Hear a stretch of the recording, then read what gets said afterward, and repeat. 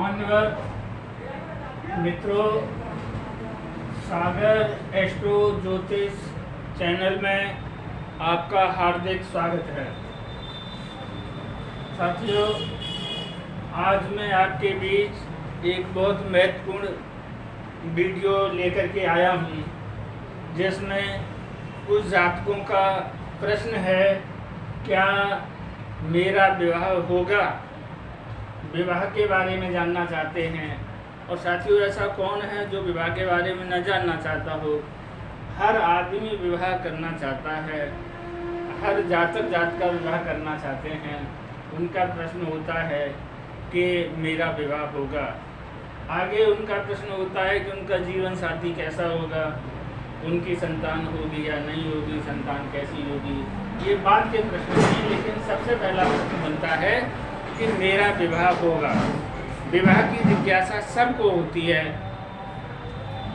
चाहे कोई जातक हो, चाहे जातका हो, कोई भी हो, विवाह के लिए इंटरेस्टेड, उत्सुक सभी होते हैं। तो यहाँ हम ये बात जानने के लिए कि विवाह होगा या नहीं होगा, हम एक कुंडली बनाते हैं। जो हमने एक कुंडली बनाई है, ये जन्म कुंडली मीन लग्न की है। मीन लग्न की है।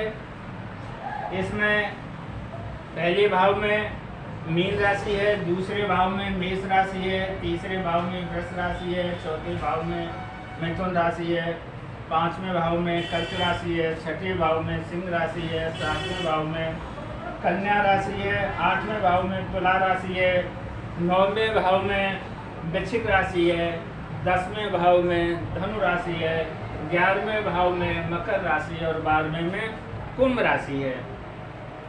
तो ज्योतिष के सिद्धांतों के अनुसार बहुत सारे सूत्र और फॉर्मूले हैं, जिससे कि ये देखा जा सकता है कि जातक का या जातका का विवाह होगा या नहीं होगा। लेकिन हम यहाँ जो एक विशेष फॉर्मूले का प्रयोग कर रहे हैं, उसे आप ध्यान से देखें, समझें और उस पर मनन करें। यहाँ ज्योतिष विद्वानों का कहना है कि सप्तम भाव में चाहे तो शुभ ग्रह हो चाहे अशुभ ग्रह हो, सप्तम भाव में अपनी राशि में होना चाहिए। उस पर शुभ ग्रह की दृष्टि होनी चाहिए। शुभ ग्रह जैसे यहाँ बुध है, हमने शुभ ग्रह यहाँ शुक्र ले लिया, ये शुभ ग्रह है। शुभ ग्रह की इस पर सप्तम भाव पर जो अपनी ही राशि में, उच्च की राशि में बुध बैठा है, शुक्र की इस पर शुभ दृष्टि है। शुभ ग्रह है, उच्च की राशि में बैठा है, सप्तम भाव में बैठा है, जो विवाह का भाव है, विवाह का घर है, और उस पर उच्च के शुक्र की दृष्टि भी है। अगर उच्च का शुक्र न भी हो, शुभ ग्रह चंद्रमा हो सकता है, शुभ ग्रह बृहस्पति हो सकते हैं, और शुभ ग्रह अन्य जो भी शुभ ग्रह है, शुभ ग्रह हो सकता है। तो शुभ ग्रह की दृष्टि हो सप्तम भाव में, चाहे पाप ग्रह हो चाहे शुभ ग्रह हो, सप्तम भाव में अपनी राशि में बैठा होना चाहिए। ये सप्तम भाव है, जिसमें कन्या राशि लिखी है, जिसमें बुध बैठा है।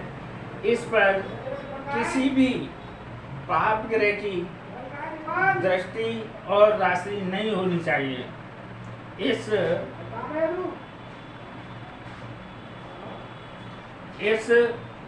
सप्तम भाव पर किसी भी पाप ग्रह की दृष्टि नहीं होनी चाहिए, और न कोई इस पर पाप ग्रह की युति होनी चाहिए।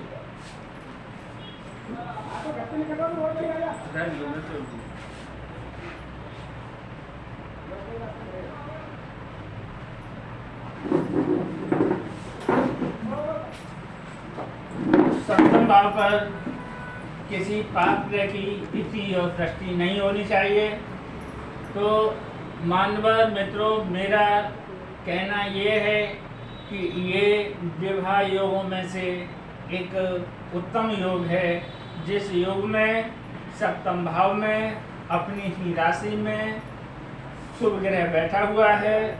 उसको शुभ ग्रह उच्च की स्थिति में होकर के शुभ ग्रह देख रहा है। किसी पाप ग्रह की कोई दृष्टि नहीं है, पाप ग्रह कोई इसके साथ भी नहीं है, यानी सप्तमेश के साथ ही नहीं है, सप्तमेश अपने भाव में है। तो कुल मिलाकर के सप्तम भाव में सप्तमेश स्वयं होना चाहिए, चाहे वो पाप ग्रह हो चाहे शुभ ग्रह हो। इस बात को मैंने आपके समक्ष कई बार स्पष्ट किया है कि ये सप्तम भाव है, ये इसमें कन्या राशि है। कन्या राशि का स्वामी बुध होता है, अर्थात सप्तमेश बुध हुआ। सप्तमेश अपनी ही राशि में है, सप्तम भाव में है, तो यहाँ राशि का बहुत महत्व नहीं है, या सप्तमेश का महत्व है, सप्तम भाव का महत्व है। और सप्तम भाव में सप्तमेश है, इसको शुभ ग्रह शुक्र देख रहा है, इसके साथ कोई अशुभ ग्रह नहीं है, न किसी अशुभ ग्रह की दृष्टि है। इससे हम देखते हैं कि जो ज्योतिष का योग है उस योगों में ये श्रेष्ठ योग है, और इस योग के अनुसार शादी होना बिल्कुल संभव है, 100% संभव है।